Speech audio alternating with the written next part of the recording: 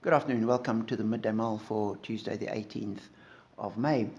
Following McShane's readings, we're reading Numbers 27 today. There's a very interesting little passage about Zelophehad's daughters.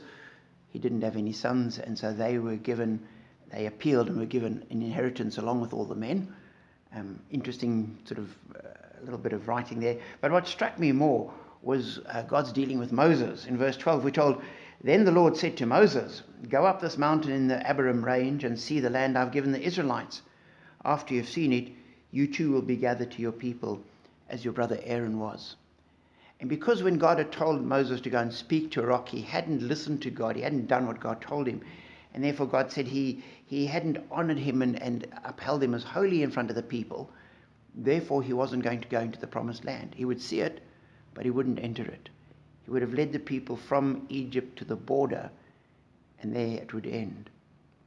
And then I was struck by Moses' response. Moses said to the Lord, verse 15, "May the Lord, the God who gives breath to all living things, appoint someone over this community to go out and come in before them, one who will lead them out and bring them in, so the Lord's people will not be like sheep without a shepherd."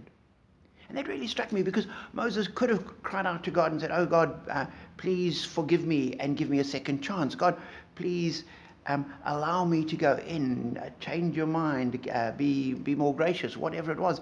The kind of thing that as humans we tend to do. We're so focused on us and ourselves and where we are and what's going on here. But Moses didn't. He lifted his eyes into the future and said, "Okay, so this is where my role ends, but somebody needs to take it forward. God, please provide somebody." And God did. He said, "Appoint Joshua." And as we continue reading, Joshua leads the people on. And that's a challenge to us as Christians to recognize that we have an important role to play in God's kingdom. We all have a part to play, and we need to make sure we're playing it well. But it's almost like the kingdom's a tapestry and we're a knot. And it's not about the individual knot. It's about the whole picture. And sometimes we need to lift our eyes from our circumstances and what's going on and how we've been tied and how long sort of our tufts are and have we been done right by God, and lift it up and look at the whole tapestry and see the whole thing and say, "God, we want the tapestry to be finished. We want the tapestry to be beautiful. We want you to be glorified in the tapestry. And I will be one knot in that whole big picture." And so as you go through life, be looking into the future and be saying to God, "God, work your plans out." Sometimes it'll be in our individual lives. "God, take me forward into tomorrow and the next day and continue working in me." But we always need to recognize that our life, our mere 70 years and 10, are set within a much bigger picture. And we've got to be constantly saying, "God, grow your kingdom."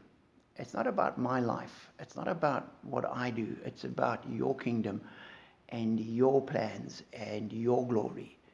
Use me in that, and I'm privileged and honored and astounded that you do. But God, it's the long term, and I look to your kingdom, not just to my life. So be encouraged to lift your eyes, look into the future, and realize that God's kingdom goes way beyond the end of our lives, so that we can be like Moses. God, send somebody to take this forward and glorify yourself. That is our prayer each and every day.